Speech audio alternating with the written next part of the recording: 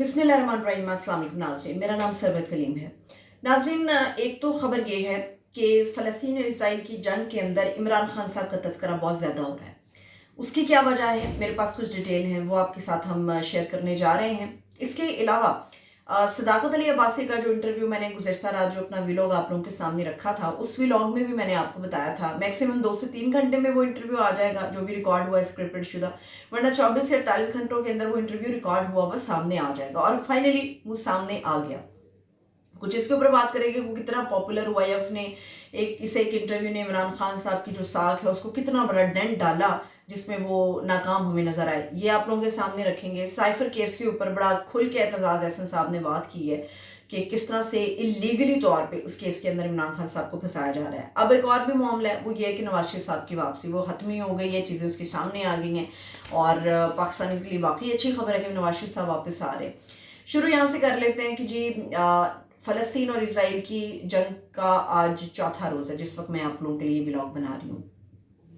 पाकिस्तान के अंदर तो इमरान खान साहब की जो मकबूलियत है सो है, मगर आलमी दुनिया दुनिया में बसने वाले मुसलमान हैं, मुस्लिम उम्मा है, वो इमरान खान साहब को बहुत ज़्यादा मिस कर रही है इस पूरे प्रोसेस के अंदर।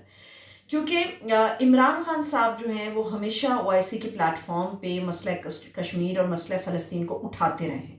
इस्लामोफोबिया के हवाले से जो मुसलमान लीडर हैं उनमें इमरान खान साहब का बहुत बड़ा नाम है। फ़लस्तीनी सहाफ़ी और तज्ज़ियाकार इस वक्त ये बात कर रहे हैं कि फ़लस्तीन को जिस हिमायत की, जिस ज़ोरदार आवाज़ की इस वक्त ज़रूरत है वो इमरान खान साहब की है। क्योंकि उसकी वजह ये है कि इमरान खान साहब जितना दबंग तरीके से मुसलमानों के लिए बात करते थे, इस वक्त जो रूल करने वाले लोग हैं वो उन्होंने इस हवाले से इस तरह से खुल के कोई अपना इजहार नहीं किया। पाकिस्तान की अगर मैं बात करूँ, 4 रोज़ हो गए, आप मियां नवाज शरीफ साहब का ट्विटर अकाउंट निकाल कर देख लीजिए, आप मरियम बीबी का ट्विटर अकाउंट निकाल कर देख लीजिए। जो लोग पाकिस्तान पर रूल करने का ख्वाब देख रहे हैं वो मसला फ़लस्तीन की साइड इसलिए नहीं ले पा रहे क्योंकि इजराइल के साथ अमेरिका खड़ा है और अमेरिका के आशीर्वाद के साथ इन लोगों की गवर्नमेंट बनेगी। अमेरिका के साथ ये सारे जो है वो जफ्फियाँ डालते हैं, पप्पियाँ लेते हैं। तो इसी वजह से ये कभी भी फ़लस्तीन के हक़ में बात नहीं करेंगे क्योंकि इनको अपनी हुकूमत, अपना इक़्तिदार इनको प्यारा है, इंटरनेशनल ताल्लुकात इनको प्यारे हैं। हाँ, अगर आज इमरान खान बाहर होता जेल से तो इमरान खान वो भरपूर तरीके से मसला फ़लस्तीन के ऊपर जो है वो बात करता हुआ नज़र आता। सऊदी अरब के ताल्लुकात इमरान खान से क्यों इतने अच्छे नहीं हो सके, उसकी वजह यह है कि सऊदी अरब को सबसे ज़्यादा इस चीज़ के ऊपर मसला था कि इमरान खान जो ओआईसी जिसके अंदर सारे मुसलमान ममालिक भी शामिल हैं, उसके अंदर जो प्लेटफॉर्म है उसको सिर्फ इन मसाइल के लिए इस्तेमाल कर रहे थे। और हालांकि इनके ज़रिए वो बहुत सारी दूसरी चीज़ों को भी अकोमोडेट करना चाहते थे। इसराइल को के हवाले से जो अरबों की चीज़ें हमें सामने नजर आती हैं कि अरब उसको एक्सेप्ट कर रहे हैं वक्तन फ़वक्तन, तो उसमें इसराइल की ये अपनी स्टेटमेंट है कि जब तक पाकिस्तान जो कि इस्लामी जमहूरिया पाकिस्तान है, एटमी पावर है, जब तक वो हमें कबूल नहीं करता मुसलमानों की तरफ से, तो ये अरब मुल्क जितना भी हमें एक्सेप्ट कर लें हमें वो कामयाबी नहीं मिल सकती। इसीलिए पाकिस्तान के ऊपर नज़रें सबसे ज़्यादा हैं इस वक्त मसला फ़लस्तीन और मसला कश्मीर को लेके कि वहाँ पर क्या सूरत हाल बनती है तो पाकिस्तान से कौन सी आवाज़ें उठती हैं। इसीलिए वहाँ के साफ़ तज़्ज़ियाकार बात कर रहे हैं कि इमरान खान को इस वक्त इस जंग की सूरत हाल में फ़लस्तीन, उसके लोग और दुनिया भर के मुसलमान बहुत ज़्यादा मिस करते हैं क्योंकि उनके मुसलमान लीडरों के अंदर एक मजबूत आवाज़ है। दूसरी बात यह है कि इमरान खान की साख को नुकसान पहुंचाने के लिए जो स्क्रिप्टेड सवालात हो रहे हैं, स्क्रिप्टेड शोज रिकॉर्ड हो रहे हैं, मतलब वो शायद प्रेस कॉन्फ्रेंस वाला फिर थोड़ा सा चल गया था वो ड्रामा, लेकिन ये जो ड्रामा और अदाकारी शुरू हुई है कि जी टीवी इंटरव्यूज़ के अंदर रिकॉर्डेड ये सारी चीज़ें होंगी, तो जो सदाकत अली अब्बासी का इंटरव्यू है आप सोशल मीडिया पे निकाल के देख लें, लोग उसके बारे में बात ही नहीं करना चाहते। कोई थके से थका फ्लॉप ड्रामा या कोई थिएटर या कॉमेडी थिएटर या कोई फिल्म होती है, लोग उसके बारे में फिर भी चहमगोइयाँ हो रही होती हैं कि किसी ने अच्छा काम किया, किसी ने बुरा काम किया। उस्मान डार की जो किस्त रिलीज हुई है उसके बाद लोगों ने अपना इंटरेस्ट छोड़ दिया क्योंकि उनको समझ आ गई है कि किस तरह से स्क्रिप्टेड तरीके से सवाल लिख के दिए गए हैं और किस तरह स्क्रिप्टेड उसके ऊपर जवाब है। अच्छा, आपने नोट किया होगा उस्मान डार का इंटरव्यू जब कामरान शाहिद साहब ने लिया था तो वो सवाल जो कर रहे थे उसी सीक्वेंस में जिस तरह से जवाब आ रहा था, तो ऐसा था कि क्लूज हैं कि मैं ये सवाल करूंगा तो इसको मद्देनजर रखते हुए ये जवाब होगा।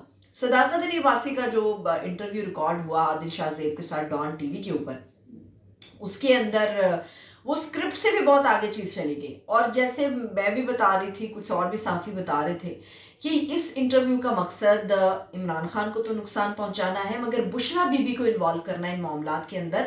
اور وہی ہوا. صداقت علی عباسی نے اپنے انٹرویو میں بشرا بی بی کے اوپر الزامات لگائے کہ ان کے احکامات کے اوپر زوم میٹنگز ہو رہی ہوتی تھی اور اللہ فلا جو بھی وہ کہہ سکتے تھے وہ سارا انہوں نے کہا. لیکن اس انٹرویو میں آپ ایک چیز نوٹ کریں, بڑے بھونڈے طریقے سے, گندے طریقے سے کٹ لگائے گئے ہیں. دوسری بات یہ ہے کہ اس انٹرویو میں باقاعدہ خود اینکر جو ہیں عادل شاہ زیب وہ خود عباسی صاحب کے منہ میں الفاظ ڈال رہے ہیں اور ان کو بتا رہے ہیں کہ یہ الفاظ میں آپ کو دوں گا, یہ انہی الفاظ کے اوپر آپ کا جواب آئے گا, اور ایز اٹ از وہ ساری چیزیں ہو رہی ہیں. شرمناک حد تک اس میں یہ معاملہ ہے کہ انٹرویو یا تو آدھا ہوتا ہے یا پورا ہوتا ہے. یہ 3 حصوں پہ پونا شونا انٹرویو نہیں ہوتا. مطلب اس کا مطلب یہ ہے کہ جو انٹرویو ریکارڈ ہوا اس کے اندر اتنا مواد تھا ہی نہیں کہ لوگ اس کی چسکیاں لے لے کے جو ہے وہ اس کو دیکھ رہے ہوتے یا انجوائے کر رہے ہوتے. لوگوں نے برے طریقے سے فلاپ کر دیا.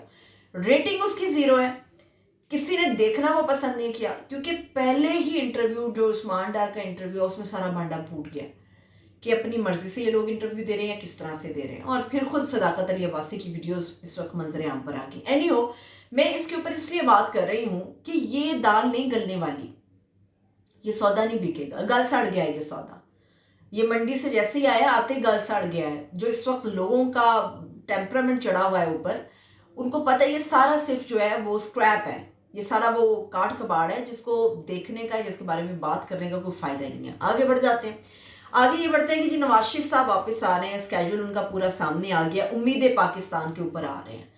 امید پاکستان ان کا بیانیہ نہیں ہے, وہ چارٹر تیار ہے جو بک کرایا گیا جس میں نواز شریف صاحب کے اپنے کچھ ورکر بقول ان کے, مگر کچھ صحافی بھی ہوں گے جو ان کے ساتھ آئیں گے. اور جو چارٹر طیارہ بک کرایا گیا اس کا نام امید پاکستان رکھا گیا. اچھا, اب اس طرح سے ہے کہ نواز شریف صاحب واپس تو آ رہے ہیں, معیشت کی بحالی کے لیے آ رہے ہیں.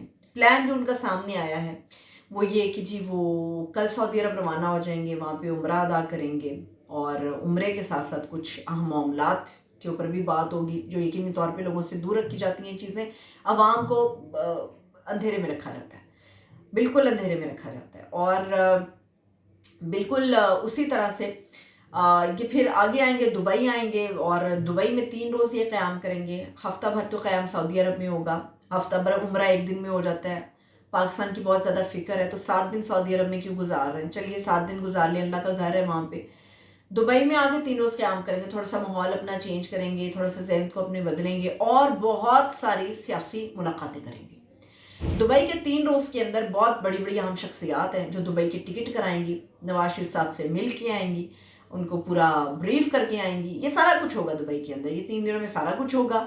پھر نواز شریف دبئی سے اسلام آباد آئیں گے, اسلام آباد آدھا گھنٹہ کو رکیں گے, کوئی ہوا پانی سانس کو لیں گے اور شاید ممکن ہے اسلام آباد کی کوئی غذا انہیں بہت پسند ہو. آدھا گھنٹہ رکنے کے بعد پھر لاہور کے لیے اڑان بھری جائے گی. یہ تو وہ آ گیا ہے جس امید سیر پہ آ گیا. اب مجھے اس پہ ایک اور بات یاد آ رہی ہے, اس پہ مجھے یہ بات یاد آ رہی ہے کہ جیسے شہباز شریف صاحب کو یہ نہیں پتا تھا کہ ان کے دور حکومت کے اندر عمران ریاض جو ہیں اس کو اغوا کیا گیا اور جو بھی ان کے اوپر بیتی وہ شہباز شریف صاحب کو نہیں پتا تھا, اس لیے انہوں نے کہا ہے میرے دور میں ہوا یہ.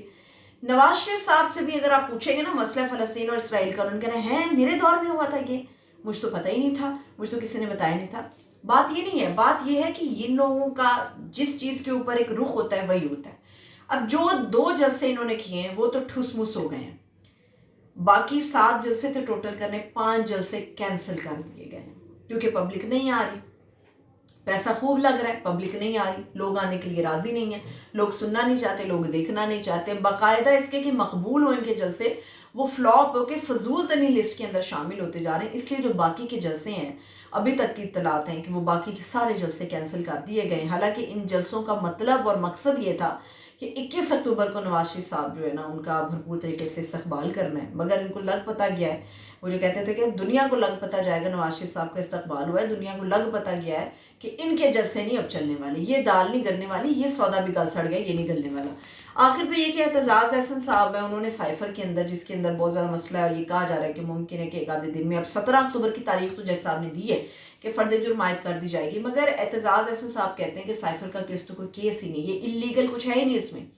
عمران خان اگر یہ چاہتا ہے کہ سائفر کی بے تحاشا کاپیاں کرا کے عام لوگوں میں بھی تقسیم کر دیتا تو اس کے پاس اس چیز کا رائٹ ہے कि एक थर्ड क्लास किस्म का ब्यूरोक्रेट उठे, इंडिया वो उसका अमेरिका का डोनाल्ड लू, और थर्ड क्लास का वो ब्यूरोक्रेट आके हमें ये बताए कि रिजीम चेंज करना है, आपने अपना प्राइम मिनिस्टर चेंज करना है, आपने नो कॉन्फिडेंस लेकर आना है, तो इमरान खान के पास राइट है। इमरान खान को तो एतजाज हसन कहते हैं ये चाहिए था कि वो पर्चा ना लहराता, खोल के दिखाता कि देखो इस पर्चे के अंदर ये लिखा हुआ है, हम पाकिस्तानी हैं, के साथ रियासत के बासी हैं, हमारा राइट है कि अपनी आज़ादी को हम जो है फोकस करें और उसकी हिफाजत करें। तो थर्ड क्लास किस्म के लोग बैरूनी दुनिया से उठ के आके पाकिस्तान के अंदर रिजीम चेंज कैसे कर सकते हैं? लेट्स सी इसके ऊपर क्या मजीद डेवलपमेंट्स आ सकती हैं। मगर कभी कभी तो लोगों के लिए घरों से खाने जाते हैं, पहले जो लोग जेलों में थे और उनके पास इतनी भी होती थी कि उनके घरों को जब सब जेल डिक्लेयर कर दिया जाता था। मतलब ये आलम है खौफ का। ना तो सालगिरह पर इमरान खान के सालगिरह पर केक काटने देना है जेल के बाहर, पता नहीं केक में क्या होगा जो फट जाएगा और केक दाएं बाएं बिखर जाएगा सारा। ना तो केक काटने देते, इतने खौफजदा हैं, और इतने खौफजदा हैं कि इमरान खान जो उसका लीगल राइट है कि अपने बेटों के साथ वो बातचीत कर सकें, दुनिया कहाँ से कहाँ पहुँच गई, मगर इमरान खान की इनसे बेटों से मुलाकात या बात नहीं करवाई जा रही है। ये सरासर इंसानी हुकूक की खिलाफ वर्जी है और इसके ऊपर बात करनी चाहिए, आवाज़ उठनी चाहिए कि इमरान खान का ये लीगल राइट है कि वो अपने बेटों के साथ बात कर सकें। अभी देखते हैं, मज़ीद भी कुछ वक्तन फ़वक्तन अपडेट्स आती रहेंगी, वो मैं इंशाल्लाह नेक्स्ट व्लॉग में आप लोगों के साथ शेयर करूँगी। तब तक के लिए अपना ख्याल रखें, इजाज़त है, खुदा हाफिज़।